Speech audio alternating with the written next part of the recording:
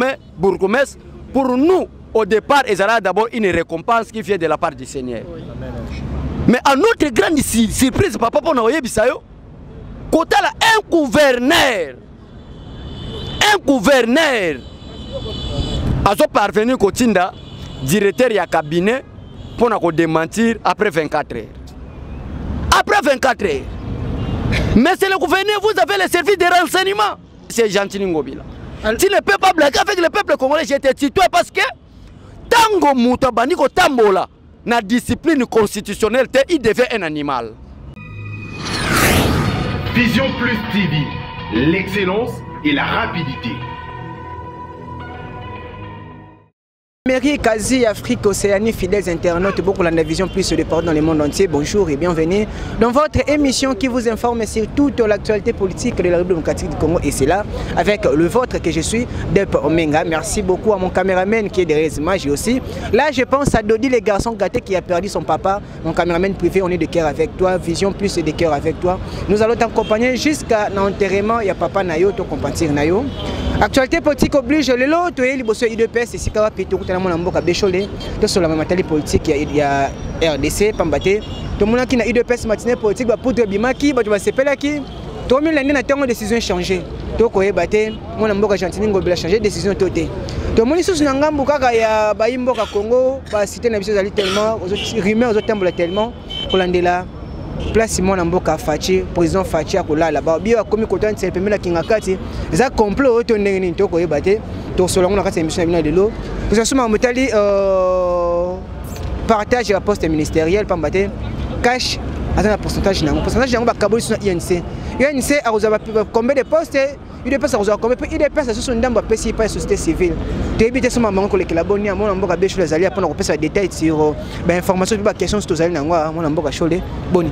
Bien, ndeko journaliste mbote na bande wana biso ba congolais so botali motema na biso ba congolais surtout na kati ya base awa tolinga tous les congolais ozala na Lamuka ozala na Kabila mais soko za réellement congolais de père et de mère yeba be ke lite ya IDPS yo pe ozana kati tozo luka to sauver nayo yango ko mona preuve ke makamo na constater batu ba memaki tribalisme entre autres ba vient na ngambusa nyamwisi mais lelo basala repentance tolinga bango batu baboma mboka entre autres ba vient na Fredi Matungulu lelo première nomination à libanda ya mboka eza ndeko Fredi Matungulu pona wayebisa bandeko boza libanda ata ene na bino ata motema mabe na bino mais lita IDPS ezali ke Minembwe ezali ke Djugu ezali ke Uvira ezali ke Beni un jour ata 1 cm ke na barwandete. Message moko très patriotique mon amboka cholé déjà so ba ming ba ça le rôle ko c'est le ko malamu kasi IDPS to ko comprendre té dernièrement to na matinée politique subitement ba poudre bimi bandeko ba ko ba bourgmestre ba nommé bango de rebater directement on a tongo bo nous tout changer. Qu'est-ce qui se passe réellement? C'est le problème de l'indiscipline politique, papa journaliste. C'est l'indiscipline, c'est le manque de l'organisation de l'État congolais, surtout au niveau local. Papa, signature de Zobima, il y a Gentili Ngobila comme gouverneur. Ce qu'on a na plateforme, il y a Pepper de Nyonso, Bazara qui n'a fait. Pour n'ani pas Bazar Zarasire que Moutuna Bango a nommé gouverneur. Et le peuple congolais, c'est que matinée politique, il y a IDPS samedi. Et c'est là qu'ils n'ont pas jouir. Et c'est là qu'ils n'ont pas jouir. Le peuple congolais, situation politique générale de la République démocratique du Congo. Nous avons un secrétaire général à Bengisaki matinée. Et à notre grande surprise, en pleine matinée, tout ça qu'on y met, tout le président Jacob, national, na biso Ligue des jeunes Doris, na ndekona biso mususu misa to bayeko bimayo, to landi vraiment na info. Si la chaîne nationale, balobi que toza nommé bourgmestre. Et premier choix que ça les gens qui to sepé la nan. Parce que au moins ndeko bolitene tamulai. Lokola muto lokola Jacob, aza papa nanga, aza viete aza papa. Donc baza bato ba yaki vraiment IDPS na tongo. Comment na yeke Alexis tanaye mobima na lit, ba yeko nommé bourgmestre pour nous au départ ezala d'abord une récompense qui vient de la part du Seigneur. Mais à notre grande surprise papa pona oyebisa yo quand un gouverneur a parvenu au Tinda, directeur du cabinet, pour nous démentir après 24 heures. Après 24 heures. Mais c'est le gouverneur, vous avez le service de renseignement. Vous avez les services de sécurité. Tina niveau il y a quartier. Mouvement ce sont les Ganakata Mboka na yo et c'est le gouverneur Oyebi. Parce que bâtir le directeur général et renseignement. Bâtir le directeur provincial et renseignement. Bâtir le commandant provincial et la police. Bâtir le commandant provincial et l'armée. Bâtir le directeur provincial et la sécurité et la migration. Donc aux ans de situation en Mboka à chaque instant. À chaque instant, M. Gentini Ngobila. Tu ne peux pas blaguer avec le peuple congolais, j'étais tué parce que Tango Moutabandiko Tambola, la discipline constitutionnelle, il devient un animal. Parce que même la constitution, les juristes disent ceci. Un homme animal, c'est lui qui marche à l'encontre des lois. Si vous marchez à l'encontre des lois, automatiquement vous devenez un animal. Donc je ne sais pas comment est-ce que je peux appeler M. Gentini Ngobila. Le lot n'est pas une décision en Pambate, Bandeko, Basaki répartition, Basaki, Bachanjaki, Bamba, commune, Basalaki fête, Moussou Bazo jour et Yango, Tobenga Yango, Basali, IDPS Tony. Oh, IDPS en Koni. IDPS ça a lutter pour Azouaba Bourou, mais c'était IDPS ça a lutter parce qu'au sommet de l'État qu'il y est fils de l'IDPS. Et au sommet de l'État maintenant, ce n'est pas du FCC, moins encore de l'Amoka, c'est de l'IDPS. Et l'IDPS n'a rien à voir avec des bourgmestres. Moutoua qui n'a pas la fête dans Massina. Et ça m'a pas perdu. Bah permettez à ça Lemba qui Massina. Est-ce que ça m'a IDPS? IDPS va ça qui fait tête.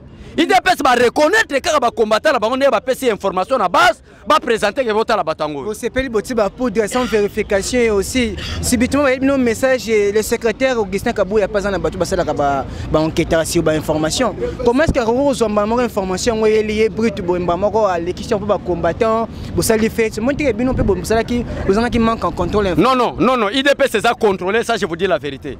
Peuple congolais, s'il y a des politiciens qui parlent la vérité, peut-être je suis numéro 1. La matinée politique de l'IDPS, papa journaliste, n'était pas convoquée pour présenter les bourgmestres. La matinée politique était convoquée pour montrer au peuple congolais la situation générale de la politique congolaise. C'était ça. Et à notre grande surprise, à 17h, nous avons 3 personnes qui ont pas poudre. Nous sommes nommés. Et Bango on a chaîne nationale. Oh babenga RTNC. Top Congo peuple congolais, tous les médias, je parle bien que tous les médias ont parlé de nomination et de permutation des bourgmestres. Et après qu'on CP là, le IDPS c'est analyse. Tout autour analyse politique. Analyser. Qui a nommé? Est-ce que le président de la République ou qui d'autre? Parce que voir la compétence des présidents de la République, il ne peut pas nommer le bourgmestre de Kalam comme bourgmestre. Parce que c'est un aventurier. Dès qu'on a compris le bourgmestre à Kalam, à Zongi bourgmestre, j'ai compris directement que cette nomination, c'était une nomination des aventuriers. Kadima, est-ce que croyez-vous vraiment que, tel que vous êtes là, vous connaissez comment est-ce qu'agissent les présidents de la République? À quoi qu'on nomme Moutoloko la Kadima? Est-ce qu'il y a quelqu'un qui a bourgmestre à limiter? Jamais. Jamais. Oui. Sur le lot, décision Yango, pas na bino ba annulé. Qu'on les alliés acceptés. Voilà, bon, on va s'épeler, bino va bino libanda. Bino étant que base. Vos réactions à bino sani. Maman, et l'autre va salir sur les arts toucher peuple congolais. Mais le monde, papa limbi sanga papa limbi sanga. Là vous comprenez que Abel a commis déjà monté parce que c'est ça politique. Papa nazo ebisayo, makambo Gentini a sali. Sur les arts toucher personnalité à peuple congolais. Mais le monde a tamutu comme le kawate.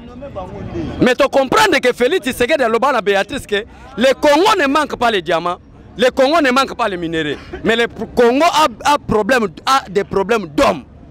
Les hommes. Félix a l'obana déjà na Béatrice. Papa pour moi na preuve à l'appui.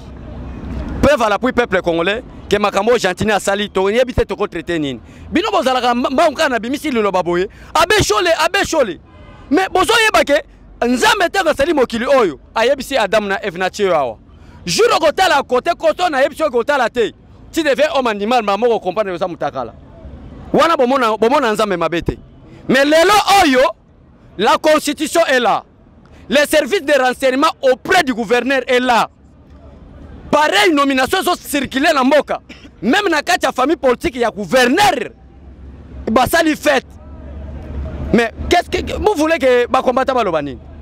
les combattants comprennent qu'il y a un problème de la maladie mentale. Donc, combattants acceptés, combattants les restes FCC, c'est pas une répartition. Bon, FCC. Tu as changé de dossier parce que tu as fait un séjour. Ouais, merci, tu as changé de dossier. La lutte de l'IDP, c'était que les Congolais ne soient pas Moussala. Ceux qui ont fait l'identification, tout le monde dit que Kabila est Congolais. Non, ceux qui ont fait bilanga pour lutte oyo, ils ont sanctionné aventurier, nabato baza sérieux pour total sabangonzela. C'est ça le problème. Le problème des combattants de l'IDPS, tu n'as jamais au sommet de l'État un aventurier rwandais à diriger Bissau.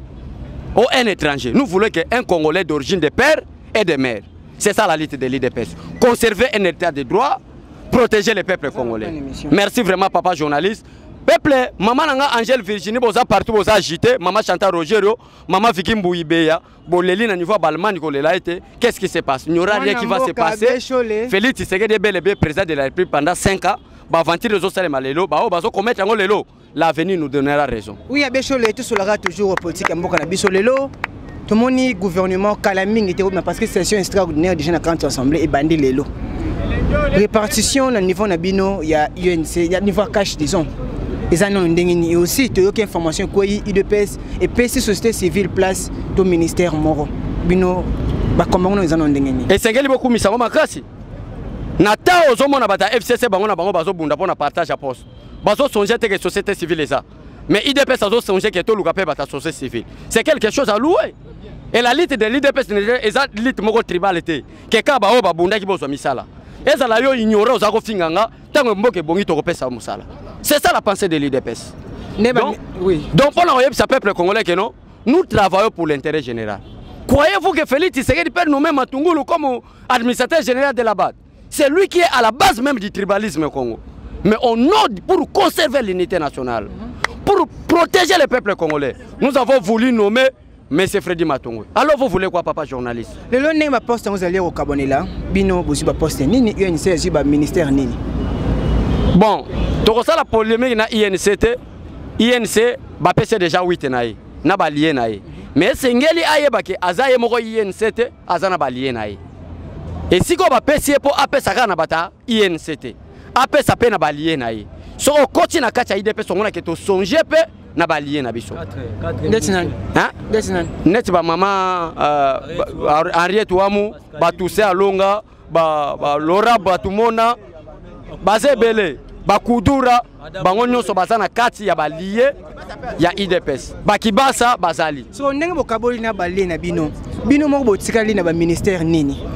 Bon, ba kombo ya ba ministère. IDPS bazala wana. Ba kombo ya ba ministère ebimité. Mais ba kaboli déjà nombre que 4 topesi. Mais koyeba quel ministère wana nanu e banité. Moi na ko sona TV zate. To kaboli kaka nombre biso to 8, to 4 topesi balé na biso. Lelo to komona politique ya mboka monsieur kotambola kaka toujours mais si vous allez vision plus de la chaîne moko ça va tout proche à la population nous avons vraiment permis les populations les secrets mabuli zo sala secrets ba dollar la nzabiso za la kawana mais n'habite so koyebi bien comme information lelo ba cité na biso tout information kotambola mona mboka fachi akomi wafanda hotel de kuna permis na kinga kati complot na bango wafanda koto kuna ba sola bien bino pe komeli bino ba combattant papa peuple congolais. Ndeko na ebité bolimbisanga na ba terme nyonso na obimisa. Peuple congolais, papa journaliste fandi yo na Kinshasa. Kabila Djembeli article 70, tous les Congolais le sachent. Le président doit rester en fonction jusqu'à l'installation effective du nouveau président élu. Mais du fait que l'élection est organisée en 2016, tu n'as pas organisé l'élection par conséquent, tu as dit que la moko kende organiser l'élection te. Tu kende na consensus. Consensus sango yango ba benga ki yango accord ya Saint-Sylvestre. Mais na kacha accord lo bagini. Premier ministre a na opposition au babengi rassemblement. Et le nom que Tshisekedi avait laissé, c'est le nom de Félix Tshisekedi Tshilombo. Tout na Kabila anoma félicité pour nani. Anoma félicité. Peuple congolais, comment est-ce que vous avez une histoire naïe? Allez poser la question pourquoi on avait déposé le nom de Félix Tshisekedi Tshilombo. Toi Kabila tu as choisi Tibal. Et aujourd'hui, poste qui a nommé Félix Tshisekedi est incapable de nommer. Et le poste pour être président de la République n'est pas un poste qu'on nomme. Mais un poste na kati élection. Il faut être choisi par le peuple. Mais il faut expliquer le peuple en sondé. Donc peuple congolais, Félix Tshisekedi, s'il y a des gens, papa Ozoma na bato diaboliser ça banani. Et ça va Adolphe Muzito. Adolphe Muzitu lokola zabakota ya changu. Ko kitaka na Martin Fayulu na terrain, ko lo baketala Félix Tshisekedi azana nsele. Kabila yena Congo Kinshasa mbulani. Na 97. Mais concession Tshisekedi wa mulumba na nsele. Eza banda régime à Mobutu. Et Kabila sombi concession ya nsele oyo, o babengi Kingakati na ba 2003. Parce que bandi oyiba mbonga Congo na 2003-2004. Otolanda papa nanga. Et moment où Tshisekedi wa mulumba azana concession na nsele. Kabila zalaki na Congo te. Yo yebi comme Joseph Kabila mbulani. Na 2001 après le coup d'état, bat ba confirmer que ezaki coup d'état, ezaki ba béret rouge. Hippolyte. Ba béret rouge bango mo balobi ke pouvoir otozaki na makila. Et bino nyo so peuple congolais ba yebi nini Kabila comme président de la République. Après assassinat, il y a Laurent Désiré Kabila. Et ba béret rouge baza ko kambama par Mova Sakani. Ba onde ba bimi na tefe balobi ke boke ba barto IDPS pouvoir otozwa na makila. Bona bango tanga na yebe ko bote so ba pomme. Oui mambo to bote dernièrement. Et comment on va menace tout là. Mais la vérité, c'est pas menace. Et c'est que la vérité, ceux qui menacent pour la vérité, allez, le Seigneur soit glorifié. Ma bec est tout le lokuta, batuma kufana lokuta. Ceux qui te reçoivent pour la vérité, on accepte de recevoir que de mourir par des mensonges. Parce que le lengue yoteng la combo ya mon mboka Kabila, ngambo ya FCC c'est précis. Bango tandis que vous pensez que vous avez une coalition. Tozali na coalition. Même Zela n'a blessé sous ma casse, il y a le Kabila. Même au sein de l'IDPS, ceux qui m'ont assali ma bête au temps comme on est dans ma bête. Jusqu'à présent, l'IDPS m'ont assali ma bête. Je sûr. Nazo sûr vraiment, ceux qui m'ont assali ma bête, papa yebisanga pour attaquer. Nani? Dernièrement, tu as une image beaucoup de monde Fils Mokoko. Fils Mokoko n'engage pas l'IDPS. C'est un combattant. Mais les combattants n'engagent pas l'IDPS. C'est le président du parti ou le secrétariat général qui engage les partis. Azalaka na ba poste mais azana poste. Suite ya comédie na ende aza réservé. Comme comédie. Mais nazo biso mutu no sabandaka malamu. Ndenge Jida sabandaki près ya Jésus. Mutu malamu bazu pe Jésus ambongo basali nini. Ba pesier. Mais era eko bebisa Jésus asali nini. Arrière moi Satan. C'est clair. On a l'impression comme si yotan ozoloba Batuma Bazana FCC, IDPS Bazana nous bassin pour l'instant. Non. Bazana nous bassin pour l'instant. Jusqu'à présent, Bataille IDPS Bazana malam. Néanmoins que Oza l'a infiltré. Oui. Mais Oza vraiment n'a enseignement. Mona Mutaï IDPS Ayaka Mabe Pona Nita comme Osa la politique à deux pieds. C'est-à-dire quoi Pierre Mousso Azoyi Bagamon Abatu, Pierre Mousso Sasso soutenir Félix Tshisekedi. Wana Osa la politique à Mabe. Mais tant que Oza na katia doctrine, na katia idéologie, en tout cas Oza saint, n'est-ce pas Oza saint. Naza vraiment mon santo. Naza na assurance. Naza na assurance parce que na yebi que malheur nyonso ko komela nga lokwa naza na kati ya vérité nzamba ko yambanga. Yango naza na assurance. Dernier message pour congolais banso ba ola no pa mbati to komela soka émission na biso. Bande ko banso ba sepena maloba na yo ba Mizuke nzona otisha sepena maloba na yo ba Ladin Fumu na busa sepena maloba na yo ba Ndombele Vangu ba sepena maloba na yo. Message no soka ba yoka. Peuple congolais papa pesanga 3 minutes ka. Na lingina relater yo histoire à Congo. Tshisekedi a été arrêté pour la première fois le 30 décembre 1980. Pourquoi? Pour la koyebisa M. Mobutu Keno, constitution ya première république, Seri Kassafou Bazaki président de la République dans l'article 4 expliquait que Sengeli tozala na multipartisme. Mobutu pour asseoir dictature naïe, afin de sa dictature naïe, abolir l'article 4 ya constitution première république pour être tozala na système ya monopartisme, dictature ezala. Un peu reconnu au-dessus de toutes les institutions. Donc, même la Cour constitutionnelle était en dessous de l'Impère. Donc, d'office, c'est lui qui est le président de l'Impère, il est directement le président de la République. Tshisekedi, le 30 décembre, a été arrêté en 1980. Pourquoi on appelle cette histoire? La date que Tshisekedi a été arrêté pour la première fois, le 30, mois 2018, c'est presque 40 ans. Et Israël a sorti na bango, basali 40 ans. Donc, la lutte de l'IDPS et la sortie des enfants d'Israël en esclavagisme en Égypte est comparable. Maintenant, je voulais expliquer quoi par là, peuple congolais. Je voulais te dire ceci. Après avoir libéré les enfants d'Israël, Pharaon a eu intention. Il y a qu'à poursuivre le peuple qui a été délivré. Le peuple qui a été déjà libéré. Il a eu intention. Comment est-ce que je peux libérer un peuple délivré? Il a eu intention de poursuivre Bango. Soria Pharaon est consumé par mer rouge. Pourquoi ça qui consommé par mer rouge? Parce qu'à l'attaque intention de Moutunaye n'a poursuivi le peuple qui est déjà délivré. Également avec la situation actuelle. Nous avons dit que le peuple congolais tozozanga mai mais fleuve ezali awa tozozanga courant inga ezali awa tozozanga kolia mabele eza fertile mais butu moi tokokenda ke église nzamba lobi trop c'est trop je dois libérer ce peuple mais je dois chercher quelle personne qui doit mener cette libération. Il a choisi Félix Tshisekedi. Et le diable de l'autre côté abimisi mitou. Alors non, ne votez pas Félix Tshisekedi parce qu'il est Moluba. Ne votez pas Félix Tshisekedi. Balouki ba leader provincial. Tous les leaders provinciaux qui quitté ma province. À l'exemple de Jean-Pierre Bemba, à quitté de l'Équateur. Moïse Katumbi, à quitté na Grand Katanga. Adolphe Mouzito, à quitté na Bandundu. Moussa Namoussi, à Zui et sa pays. À quel voter à peuple congolais qui ne votait pas Félix Tshisekedi parce qu'il est Moluba. Bah, même tribalisme. Mais je voulais expliquer quoi par là, peuple congolais pour chuter. Le Congo est bel et bien libéré. Au moment où tu es tenté de pleurer, il y a des transports VIP. Au moment où tu es tenté de pleurer, il y a des bateaux de pêche industrielle. Au moment où tu es tenté de pleurer, tout ça fonctionne. Mais je voulais chuter par là pour te dire, peuple congolais. Le jour où Kabila a son intention, il y a qu'on poursuivre le peuple qui a été déjà libéré par le président de la République. En ce jour-là, il sera maudit comme Pharaon. Amen. Vraiment, Zamba Pambola Bino, Botsika la Malamu, à la prochaine Torosolo. Oui, fidèles internautes, on est Zaki Malobasuka, pas à moi la Mboka à Bécholé. Nous allons de partout. Vision plus d'en pour nous informer. Bino, tu mets un peu au thème sur l'actualité, thème sur différents sujets. Boyo qui m'a amené sur aussi, dans mon Mboka à Bécholé. Que c'est qui a Bisso, que c'est qui a Bino. Merci à tous aux orateurs et à Bisso d'être là. Je vous aime beaucoup. On se retrouve à la prochaine. Bye. Vision Plus TV, l'excellence et la rapidité.